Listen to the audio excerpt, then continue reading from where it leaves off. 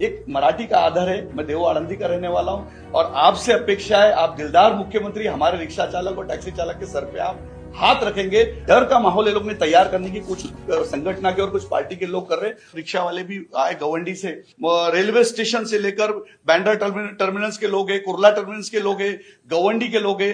ये सारे लोग हम सीखेंगे तो हमको 1 साल की मुद्दत साहब आपने देना चाहिए, जो हम लोग अच्छे तरीके से जुजबी मराठी ने सुंदर मराठी को मी पुण्याचा देव आळंदीचा आहे, मी सांगतो लाभले अमास भाग्य बोलतो मराठी, जहा लोक हरेच धन्य ऐकतो मराठी, धर्म पंथ जात एक जानतो मराठी, एवढ्या जगात माय मानतो मराठी।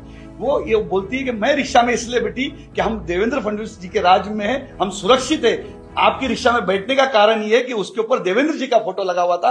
मुझे पता था कि ये रिक्शा चालक मुझे अपने घर तक सुरक्षित पहुंचाएगा। देवेंद्र जी चाहते रिक्शा वाले का बेटा, टैक्सी वाले का बेटा डॉक्टर बनना चाहिए, वकील बनना चाहिए, इंजीनियर बनना चाहिए। रिक्शा चालक का बेटा रिक्शा चालक नहीं बनना चाहिए।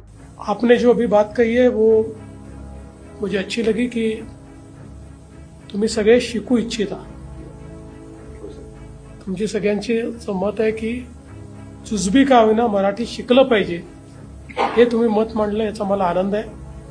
मी हे समजू शकतो की भाषा शिकणं, जुजबी शिकणं हे खूप कमी वेळात होऊ शकत नाही। त्यामुळे तुम्ही जर एवढा चांगला कार्यक्रम हातामध्ये घेणार असाल आणि सगळ्यांना जुजबी मराठी शिकवण्याचा प्रयत्न करणार असाल तर शासनाची पण ही भूमिका असेल की आम्ही याला 1 वर्षाची मुदतवाढ देऊ। 1 वर्ष हे पण आपण सगळ्यांना सांगा की कोणीही कारण नसताना काही लोक व्हिडिओ करतात, त्यांनी एक माणूस काहीतरी मूर्खार्क बोलतो आणि सगळे बदनाम होतात। तर अशाही लोकांना सांगितलं पाहिजे। मध्येच कोणीतरी एक जण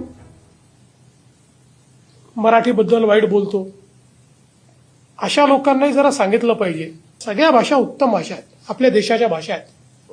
प्रत्येकाने आपल्या सगळ्या भाषांचा स्वाभिमान ठेवला पाहिजे आणि आपल्या मातृभाषेचा जास्त स्वाभिमान ठेवला पाहिजे।